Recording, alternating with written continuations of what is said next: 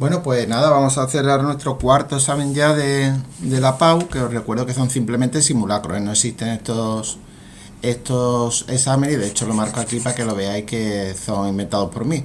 El primero nos dice que responda, recuerdo que la pregunta número 1 os vais a encontrar dos apartados, uno A y uno B, y tenéis que escoger uno de ellos. Normalmente el 1A suele ser más fácil, ¿eh? Porque está relacionado con modelos atómicos o con tabla periódica. Bueno, vamos a ver, lo dice. ¿Es correcta la siguiente combinación de números cuánticos? Y nos pone 2, 1, 2 menos un medio. Bueno, pues no es correcta, ya que M sub L, que sería este de aquí, ¿vale? M sub L solo puede tener como valores desde menos L, pasando por el 0, hasta más L. Y L vale 1. ¿Vale? Vamos a marcarlo aquí para que se vea. Y con esto pues ya queda más que explicado. Dice, indica todas las posibles combinaciones de números cuánticos sabiendo que n vale 3 y m sub L vale menos 2. Es decir, que n vale 3, este no sé cuánto vale, pero este vale menos 2. ¿Vale? Y este, a ver, ya aquí lo puedo poner ya las dos con medio. Entonces, a ver, voy a poner más un medio y menos un medio. Ahora, ¿qué valor puede tener este? Bueno, el problema que tengo aquí es que yo en principio digo, a ver, si este tiene menos 2, fijaros el caso de arriba, L no puede valer ni 1 ni 0, porque no podría tener entonces este valor 2, entonces él tiene que valer menos 2, pero tampoco puede valer más de 2. ¿Por qué? Pues porque si este es n, que lo es, ¿no? L puede ir desde 0 hasta n menos 1. Es decir, como mucho puede tener los valores en este caso 0, 1 y 2, pero estos dos no valen. No valen por el valor de M sub L, ¿vale? Os vuelvo a ponerlo otra vez para que se vea bien claro que sé de lo que estoy hablando. Entonces, la única posibilidad es que le valga 2, ¿vale? La única. Fijaros, si valiera 0, pues este no podría valer menos 2, si valiera 1 tampoco, y si valiera 3 tampoco, aunque ya está, ¿vale? Dice, ordena según su energía de menor a mayor los orbitales 4s, 3d y 2p. Bueno, la energía viene dado por la suma de n más L. En el caso de igualdad,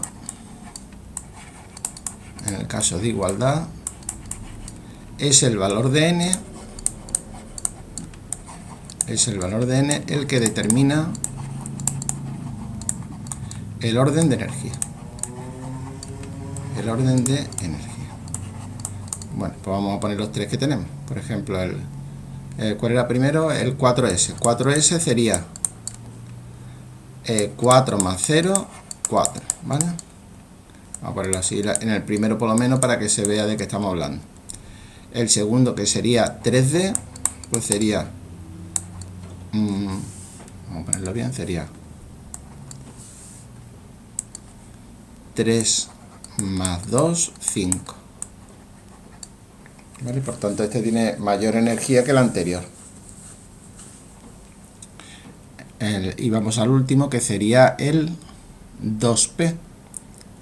2p, que sería 2 más 1, 3. Por tanto, el orden aquí es evidente que sería el mayor 4s, luego vendría el 3d y el último el 2p, que sería el orden de energía, ¿vale? Y pasamos al apartado 4 y se indica una posible combinación de números cuánticos para el elemento diferenciador del sodio. El sodio se encuentra en el tercer periodo, hidrógeno, litio, sodio, ¿vale? Hidrógeno, litio, sodio del grupo 1A. Es decir, que el sodio tiene que acabar en 3S1, obligatorio. Entonces, si yo pongo el diagrama de Moeller, aunque yo este es muy fácil, ¿eh?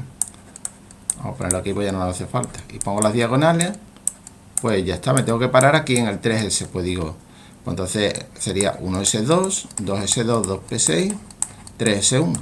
Y este era el electrón diferenciador, que como está en un orbital S, pues sería 3.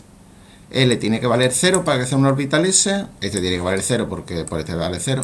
Y aquí las dos, me dice que indique una posible combinación, pues pongo un medio, ¿vale? Con esto ya valdría. Bueno, pues vamos al siguiente ejercicio. El siguiente ejercicio es de enlace químico y nos dice lo siguiente. Dice, en función del tipo de enlace, explique. El cloruro de sodio conduce la electricidad solo en disolución y fundido. Vale. Va a ver, el NaCl es un... o tiene... Vamos a poner... no es la expresión correcta. Tiene un enlace iónico. Y forma un cristal iónico formado por cationes y aniones.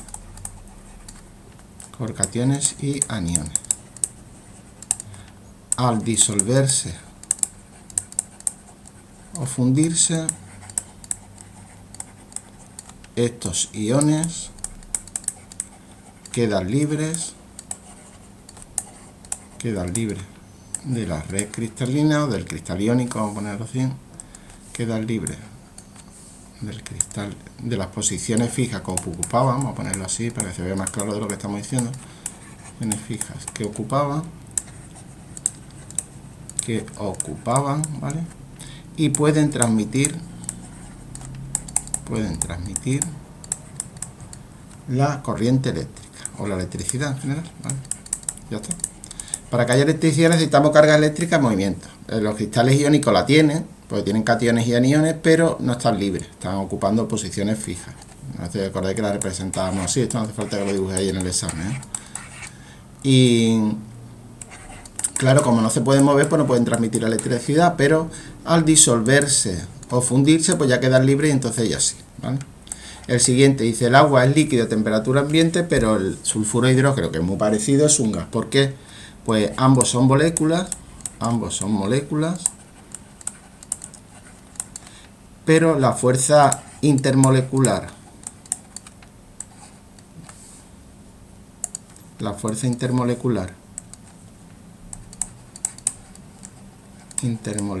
que aparece en ambos no es la misma. A ver, esta expresión no está del todo correcta, ¿eh? Porque, bueno, pero vamos a dejarlo, yo creo que la podéis poner sin problema, no es la misma, ya que para el agua sería el enlace por puente de hidrógeno, un puente de hidrógeno que, como sabemos, es muy fuerte, ¿vale? Muy fuerte. Y en el caso del H2S es una fuerza de London, o de Van der Waals podríamos poner en general, ¿vale? Mucho más débil,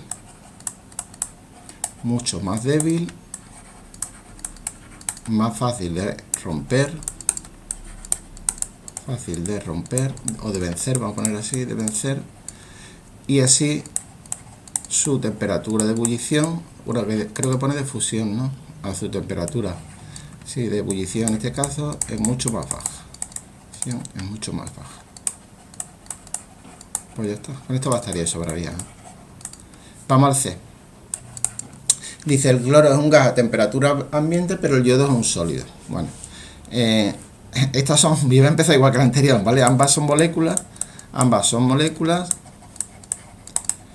y la fuerza que aparece en ambas,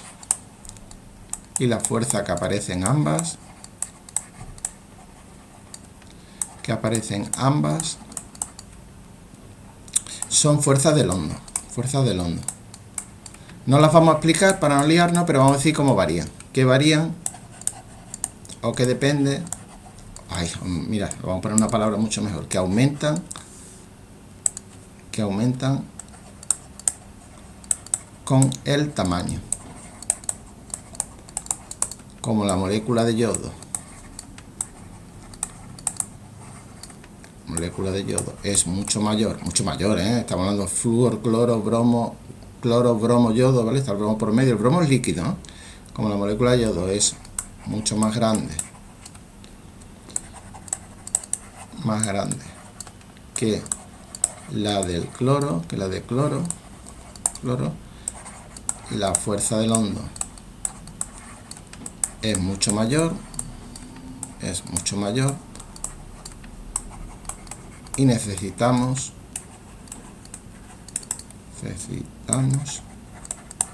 temperaturas más altas para vencerla.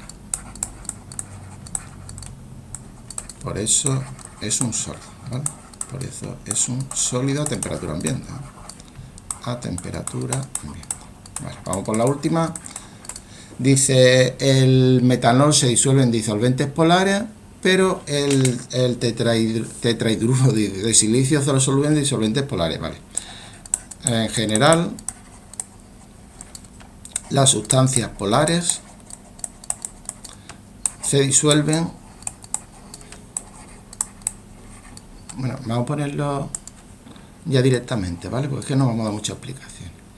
Las sustancias polares, CH3OH, se disuelven en disolventes polares. ¿Cuál es el disolvente polar más famoso? Pues el agua. Mientras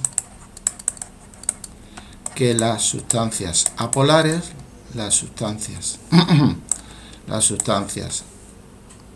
apolares, como el SiH4, yo sé que esta es apolar porque esta es tetraédrica, ¿eh? La podríamos hacer, ¿eh? Si queremos y comprobar que sería así. Es totalmente simétrica y por tanto 109,5 grados y sería una molécula polar. Mientras que la otra es polar porque sería CH3OH, pues sería, a ver, lo voy a poner para que se vea mejor. Aquí estaría el OH, aquí sería el hidrógeno y aquí sería el otro hidrógeno, ¿vale? Vamos a ponerlo así. Y este ángulo no son todos de 195 grados, porque este es más grande y empuja a los demás, pero esta molécula es claramente polar, porque no es simétrica, ¿lo veis? La presencia de este grupo. Y bueno, las sustancias polares pues se disuelven, mirad, se disuelven en disolventes apolares. Se disuelven, vamos a ponerlo bien, en disolventes apolares. Con esto basta y sobra, ¿eh? Vamos, de verdad que hay muchísimas explicaciones hemos dado, en disolventes apolares. Vale, pues ya está, yo recomendaría la primera, ¿eh? No es que sea esta muy difícil, pero es más larga y hay que tener cuidado con lo que se está explicando. Y nada, vamos a pasar a la siguiente, que ya sería relacionado con redos. Vamos a hacer este problema que es de redos y que sinceramente no es de los preferidos por los alumnos. El tema es que me dan una serie de potenciales normales de reducción, entre ellos uno un poquito raro, que es este el de permanganato, no sé si lo estáis viendo, y nos pide que determinemos si alguna de estas reacciones se van a producir o no. ¿Cómo sabemos si se va a producir una reacción o no? Pues por el potencial de la supuesta pila o reacción, ¿no? Que sería el cátodo menos el ánodo. Si esto es esto que estoy yo poniendo aquí, cátodo menos ánodo, es positivo, la reacción es espontánea y se produce. Pero si es negativo, pues no se produce, no es espontánea, ¿vale? No se produce la reacción. Entonces lo único que tengo que hacer es recordar que en el cátodo se produce la reducción, cátodo, reducción, y en el ánodo se produce la oxidación. Y ya está, con esto ya podemos empezar a hacer el primero. Dice, dejamos caer un trozo de hierro en una disolución de cloruro de níquel 2 y el hierro se oxida a hierro 2. Eso quiere decir que si el hierro se oxida estará en el ánodo. El hierro se oxida, ¿no? Dice, ¿no? El hierro se oxida, pues entonces sería el ánodo. Y el níquel, pues sería el cátodo. Que se reduce y sería el cátodo. Bueno, pues vamos a ver qué tal funciona. Lo ponemos, que es un 0 de la pila. Lo voy a poner de todas maneras, ¿vale? Por verlo, para que vosotros veáis cómo funciona esto, porque ya siempre es lo mismo, ¿no? Y empezamos. El cátodo de la reducción, que es el níquel. El níquel es menos 0,25. Y el hierro es el ánodo, sería menos 0,44. Bueno, esto da positivo seguro. Y sale 0,19. Como sale 0,19 voltios, pues es espontánea, ¿vale?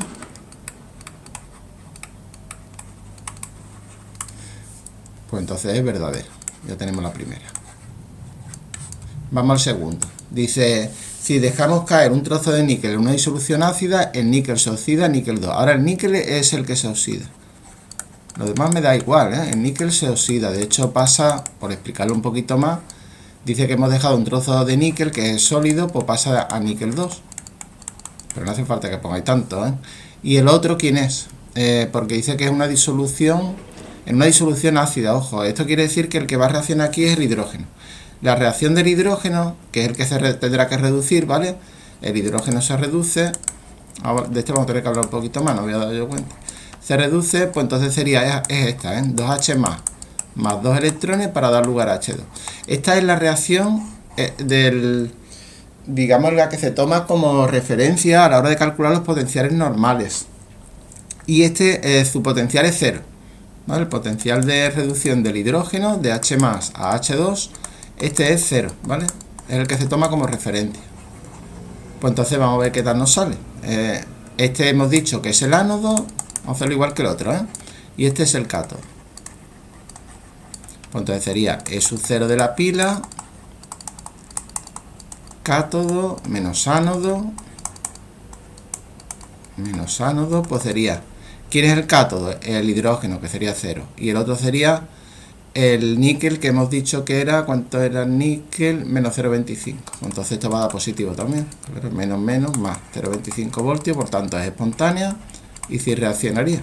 ¿Qué es lo que vería yo? Pues yo vería que la acidez disminuye, que se libera hidrógeno molecular, es decir, un gas, y que el níquel se va consumiendo, ¿vale? Vamos a la tercera, dice, si dejamos caer un trozo de níquel otra vez en una disolución de permanganato de potasio, el níquel se oxida, níquel 2 más. Vamos a ver.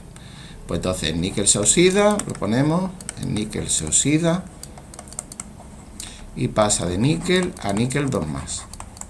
Este sería el ánodo, porque se oxida. Y el permanganato se reduce, entonces, no puedo hacer otra cosa, ¿no? ¿Y cómo se reduce? Pues como me digan aquí, no me caliento la cabeza, lo pongo tal como aparece aquí, pero que no hace falta ni que lo pongáis, ¿eh? ¿Veis cómo se reduce? Este lo pongo al revés, ¿veis cómo aparece al revés? Porque aquí no se está reduciendo sino oxidando, todo encaja, ¿eh?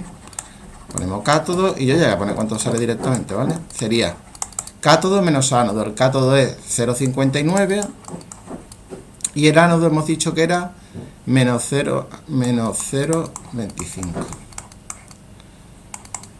Entonces si esto lo hacemos en un momentito sería 0,59 y al final más 0,25, ¿no? Da 0,84. 0,84 también es espontánea y también se produce, de momento todas verdaderas, ¿eh? Esto nos gusta, ¿que no? Es espontánea y verdadera, ¿vale? Vamos a la cuarta, que dice, el hierro 2 más es la sustancia más oxidante de las 3. Bueno, el hierro 2 más se reduciría a hierro, pero su potencial de reducción vale menos 0,44. Es el más bajo de todo. Es el más bajo de todo, ¿eh? Miradlo, ¿eh? ¿Lo veis? Menos 0,25, 0,59. Por tanto, tiene muy poca tendencia a reducirse. Al ser su potencial de reducción, el potencial de reducción, la capacidad que tiene de reducirse, ¿eh? O sea, el de reducción muy bajo, él no se reduce nunca con ninguno de esta gente. La reducción es muy bajo y por tanto no es el más oxidante. De hecho es todo lo contrario, ¿no? Más oxidante. Vamos a ponerlo aquí. De hecho es todo lo contrario. ¿Vale? Entonces por lo menos la última, esta es falsa, ¿vale? Y ahí lo dejamos.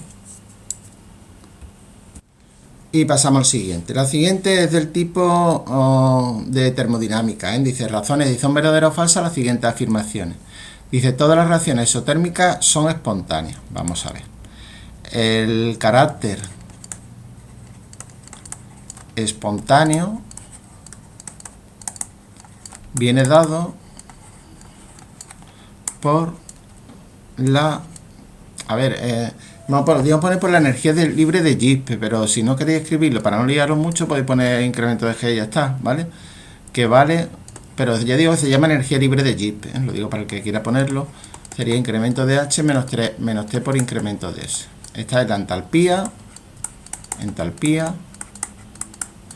esta es la temperatura, lo voy a poner ya que estoy poniendo que es cada cosa, temperatura, y esta es la variación de entropía, ¿vale?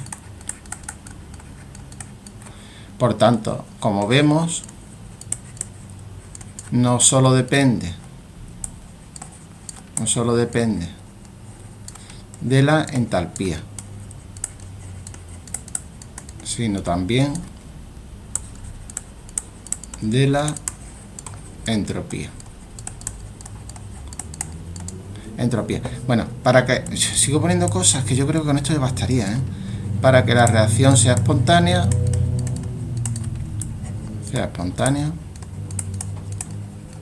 incremento de G tiene que ser menor que 0, ¿vale? Eso eso está, a ver, el hecho de que la reacción sea exotérmica, vamos a ponerlo, a ver. Si la reacción es exotérmica,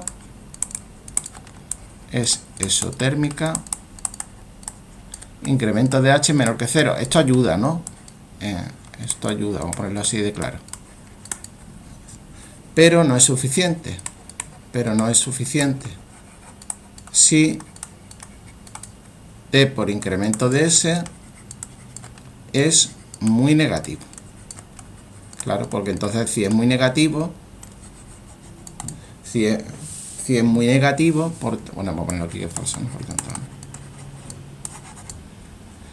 si es muy negativo como él tiene cambiado el signo, ¿lo veis? Pues se volvería muy positivo, y entonces ya pues compensaría el otro. Por tanto, depende también de la entropía. Cuando el hielo se funde, aumenta su entropía. Esto es verdadero, ¿vale? Verdadero, ya que la entropía es una medida del desorden. Esto no es cierto del todo, pero bueno, a nuestro nivel nos vale, ¿eh? Es una medida de desorden. Y las moléculas del agua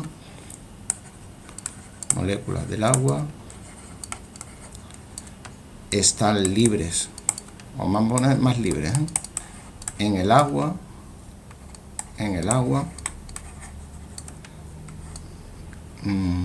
estaría más libre en el agua, que es un líquido, ¿vale? Que en el hielo, vamos a poner sólido, en el que tienen que ocupar posiciones fijas.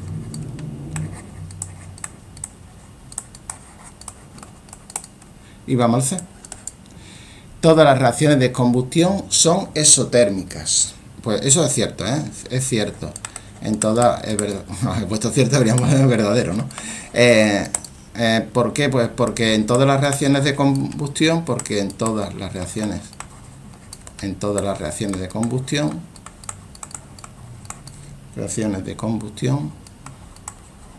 se libera calor, ¿vale?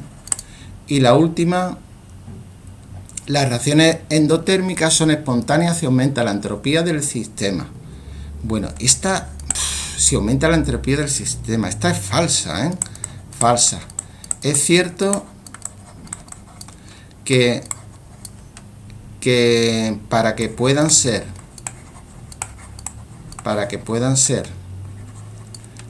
espontánea, la entropía debe aumentar. Eso es cierto, ¿eh? Pero el problema es que depende también de la temperatura. El incremento de S es mayor que 0. Pero de su valor, vamos a poner su valor,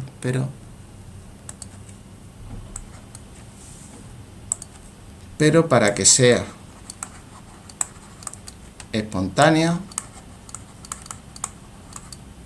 el término es lo mismo de antes, ¿eh? Fijaros en esto de aquí. Este es el término que tiene que vencer, el término T por incremento de S debe ser superior a incremento de H, y eso solo ocurre a altas temperaturas. A altas temperaturas. No siempre.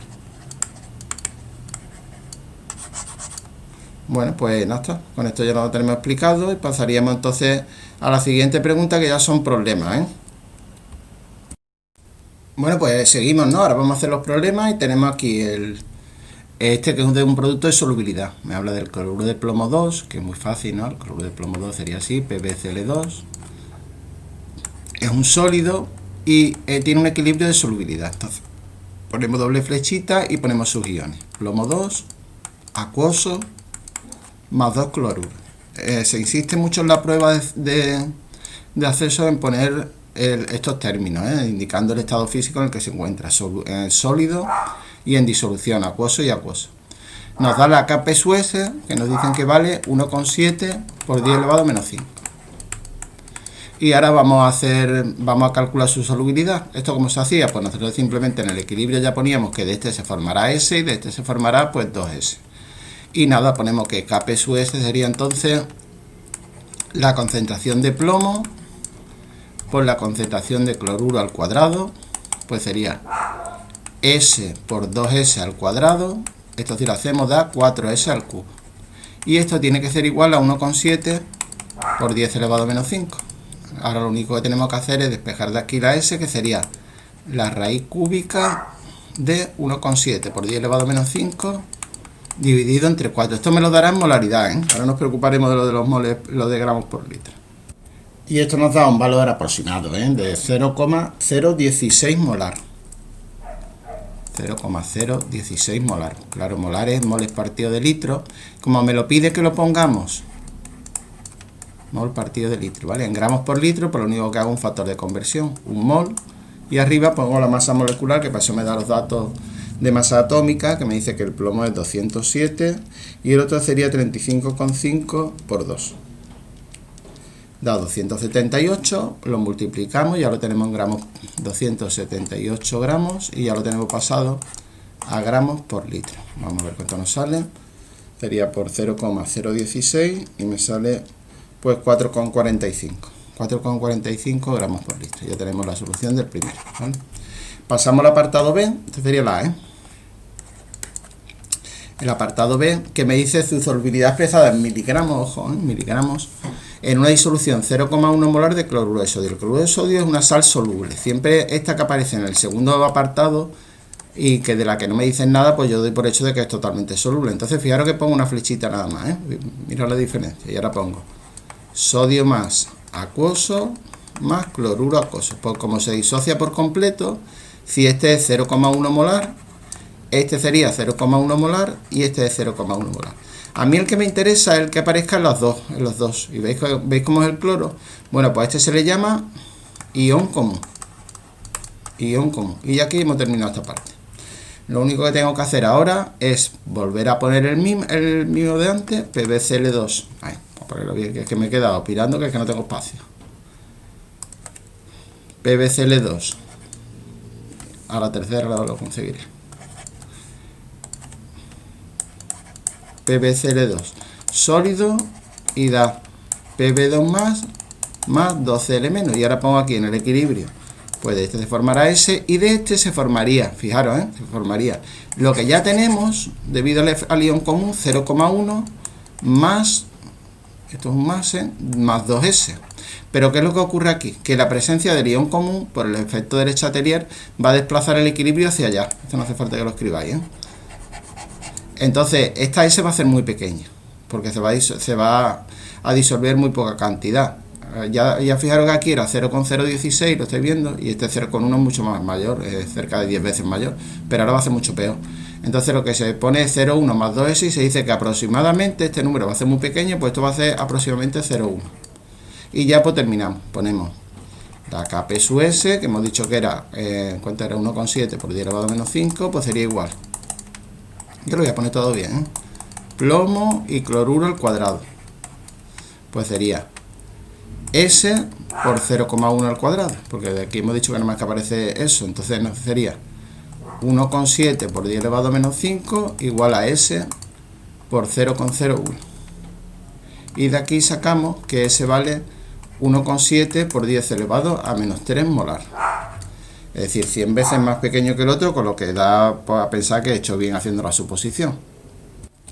Y lo único que me queda es pasarlo a miligramos por litro. Para ello voy a hacer un factor de conversión, voy a poner 1,7 por 10 elevado a menos 3 mol por litro, y ahora digo que un mol son 278 gramos y un gramo son 1000 miligramos, ¿vale?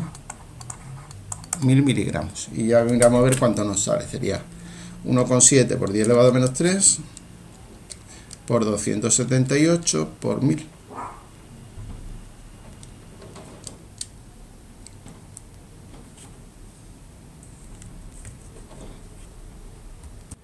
Y nos sale 472,6 miligramos. Ojo, en miligramos, no es mayor que este son gramos, este sería 0,47 gramos. Miligramos por litro. Y esto sería la solubilidad expresada en miligramos por litro. Y ya podemos pasar al siguiente problema, que es uno de ácido base. Pues vamos a ver qué tal. El amoníaco es una base débil. En este tenéis que saber su equilibrio. Es el amoníaco en presencia del agua. Equilibrio, ¿vale? Doble flecha, forma el catión amonio y libera hidróxido, por eso es una base. Entonces la concentración inicialmente es 0,5 molar. Y en el equilibrio me encontraría que de este quedaría 0,5 menos X, y de este quedaría X, y de este quedaría X, ¿vale?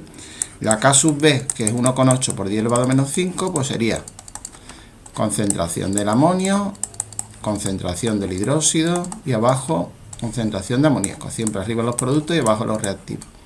Es decir, X por X y abajo 0,5 menos X. Pero como es una base débil, yo puedo suponer que esto más o menos es 0,5. Esto se utilizaba antes mucho porque X va a ser muy pequeño, Este de verdad que lo podía hacer sin problema. Pero hoy en día, con el tema de las calculadoras que te hacen ecuaciones de segundo grado, casi no merece la pena.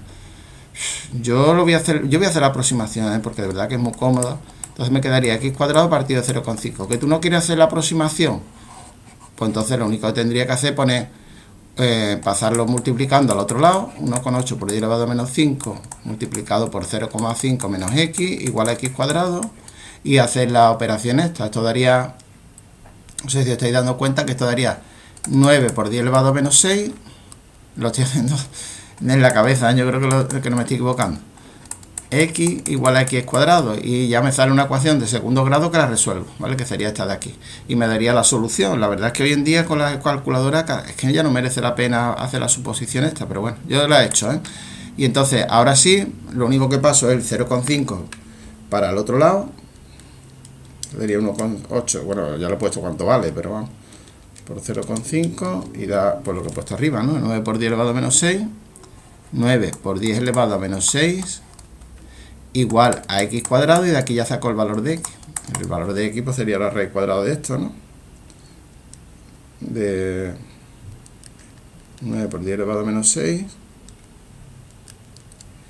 Y me da 3 por 10 elevado a menos 3.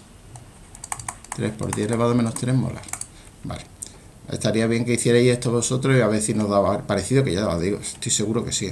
Entonces, la concentración, me pide el pH, pero vamos a calcular primero el pH con la concentración de OH-, sería, o H- sería lógicamente 3 por 10 elevado a menos 3 molar, y el pOH pues sería menos logaritmo de la concentración de OH-, pues sería, ¿no? Sería el logaritmo de 3 por 10 elevado a menos 3, y esto sale 2,52.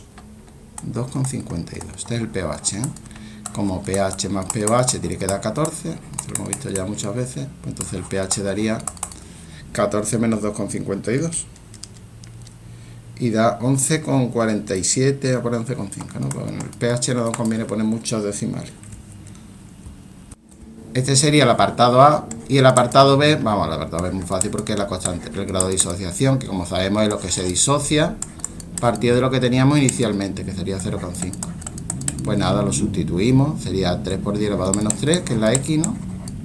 Dividido entre 0,5, y esto da, bueno, esto da lógicamente 6 por 10 elevado a menos 3, ¿vale?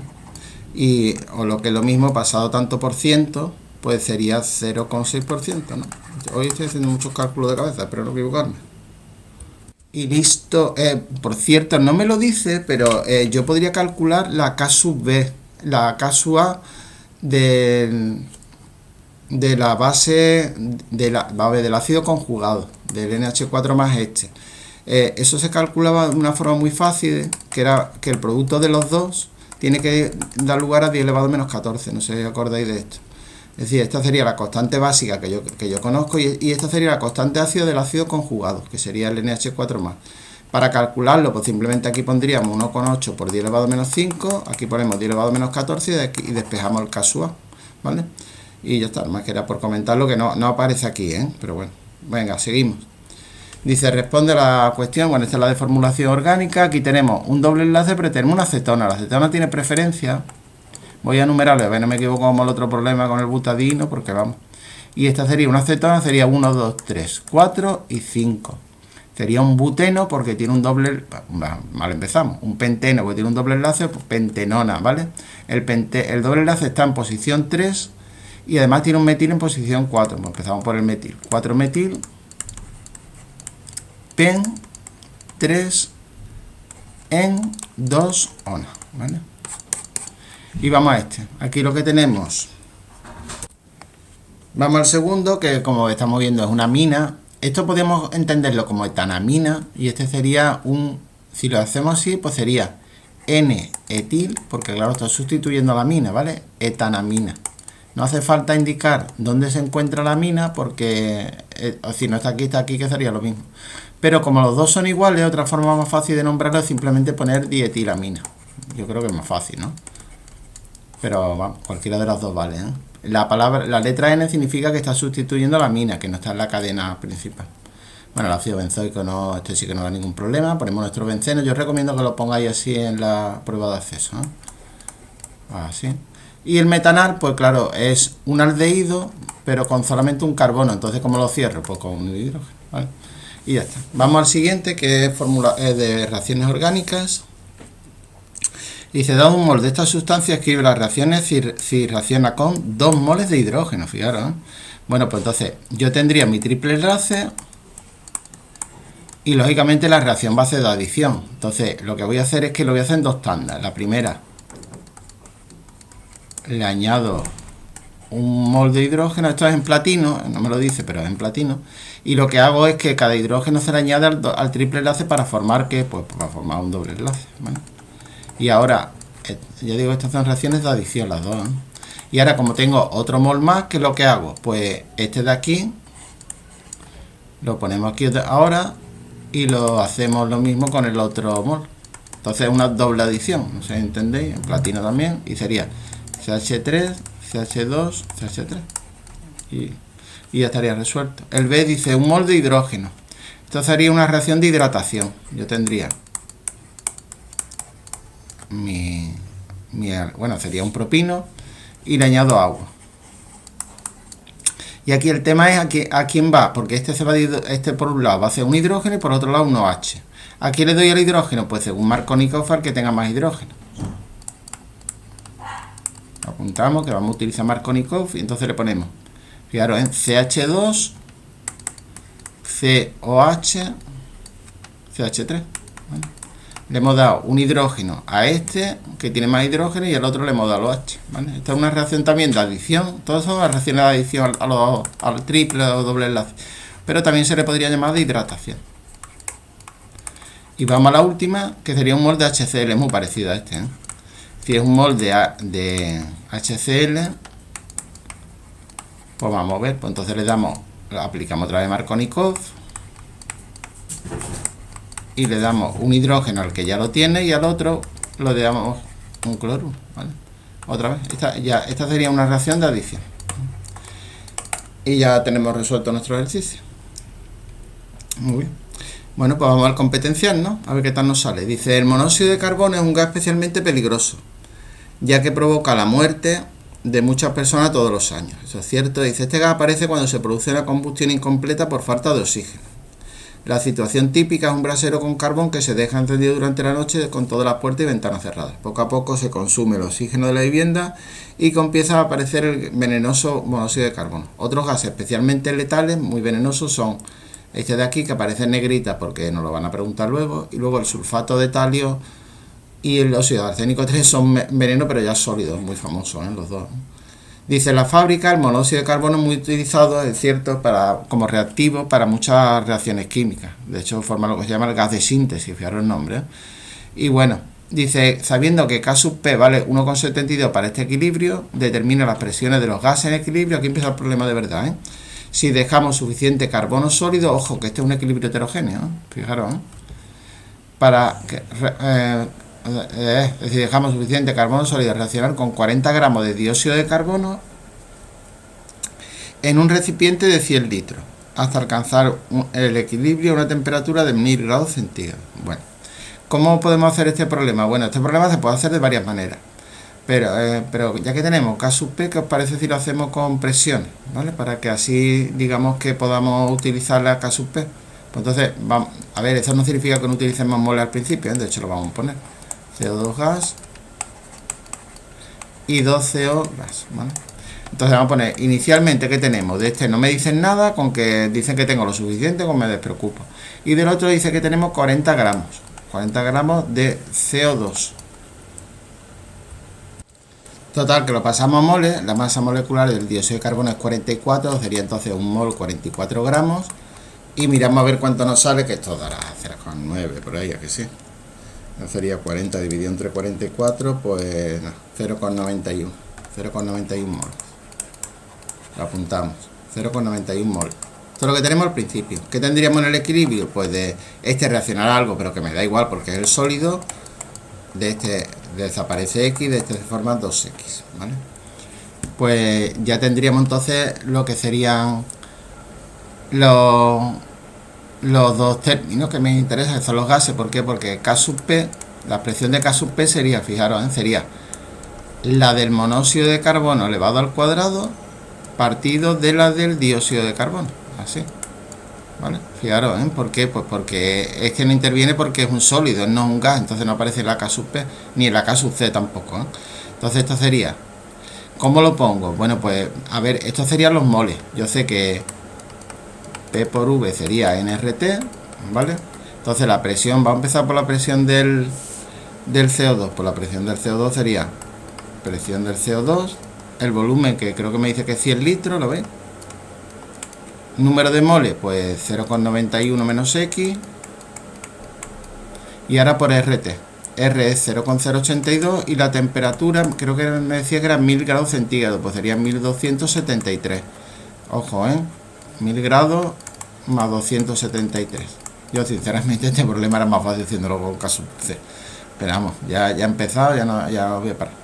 Entonces la presión del CO2 sería, voy a dejar este término aquí, 0,91 menos X.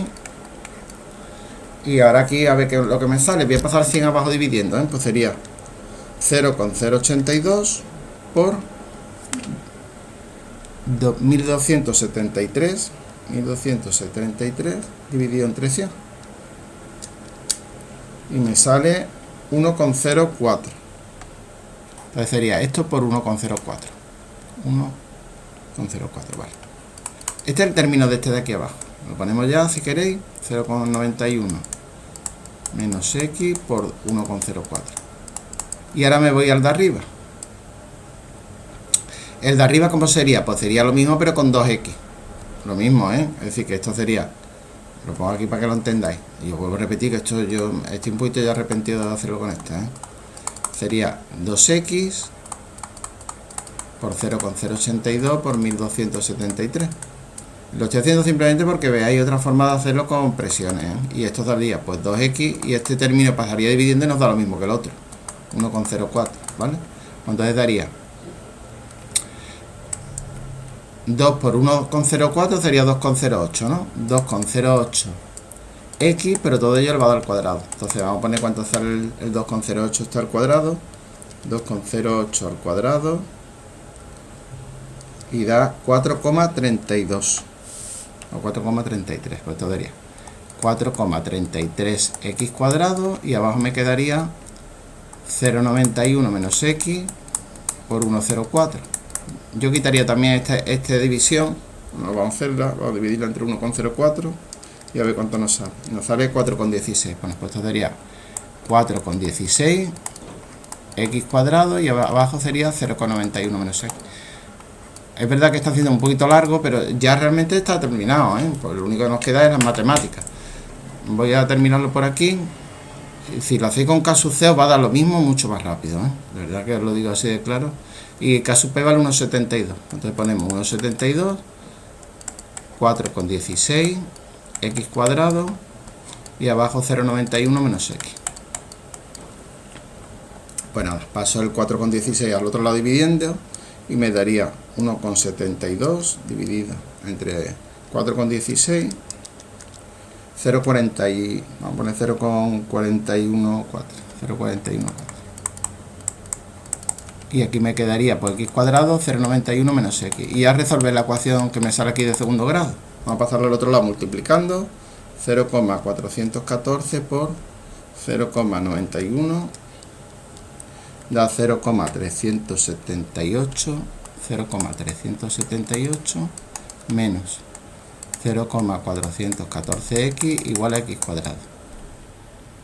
Y lo paso todo al otro lado, ¿vale? Entonces sería 0 igual a x cuadrado más 0,414x menos 0,378. Esto da aproximadamente 0,442. Serían moles, ¿vale? Estamos hablando de moles siempre, Y ya pues lo único que tengo que hacer es lo sustituyo aquí arriba.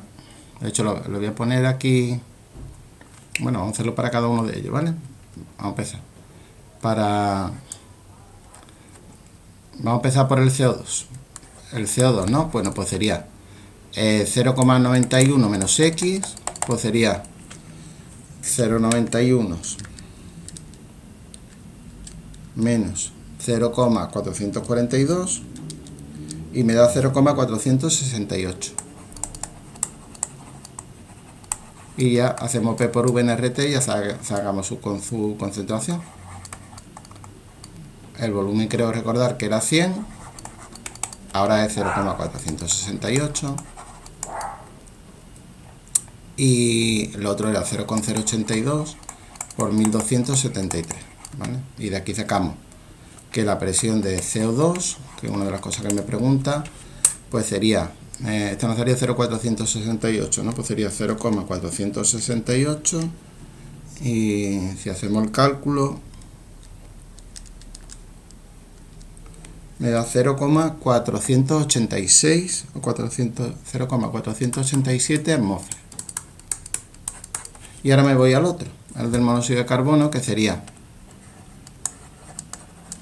2x, por tanto sería 0,884 moles. Y nada, hacemos lo mismo, ¿vale? Presión de CO por 100, 0,884 por 0,082 por 1273. Y miramos a ver cuánto nos sale. Esto nos sale, a ver, esto nos sale 0,884 por 0,92 atmósferas.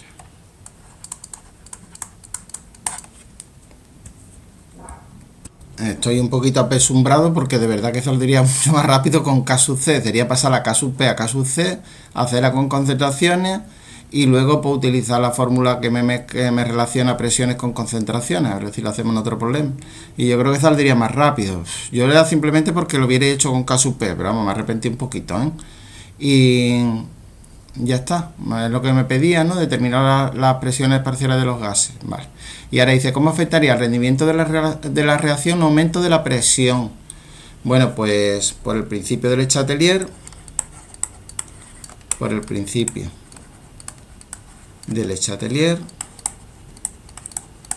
el sistema se opone, o el sistema evoluciona, oponiéndose al cambio producido.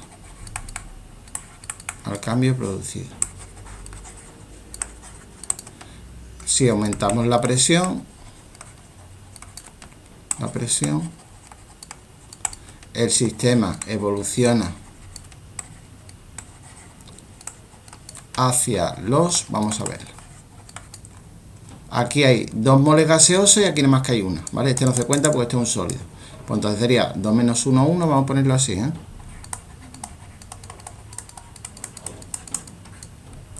Hacia los reactivos para disminuir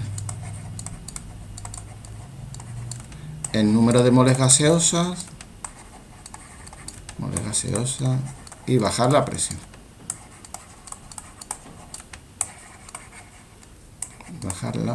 Vale. Y vamos ya a la última, que sería nombrar los compuestos que están en negrita. El primero es H2S, que yo creo que todos sabéis que es el o bien sulfuro de hidrógeno, también lo podemos llamar sulfuro de dihidrógeno, que yo no lo recomiendo mucho, pero se puede poner dihidrógeno. Y el otro sería ácido sulfídrico, que este no lo aconsejo para nada, ponerlo, sobre todo el aconsejable es sulfuro de hidrógeno. Vamos al siguiente, que sería, ¿cuál sería? ASH3, bueno, este todavía es mucho más fácil, ¿no? Que sería tridruro de arsénico. Este también se le llama simplemente arsina, es un nombre habitual, pero vamos, podemos poner tridruro de arsénico, o bien incluso hidruro de arsénico 3. Este es más raro, ¿eh? Y vamos a los otros dos que han de nombrar, que el primero era, por formular, perdón, sulfato de talio 1.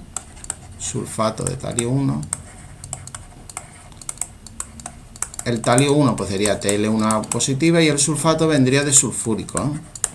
De ácido sulfúrico, que como sabéis es H2SO4. Si le quito los dos hidrógenos, pues me quedaría SO4, 2 negativos, le pongo un 2 aquí y ya lo tenemos, ¿vale? Sulfato de talio 2.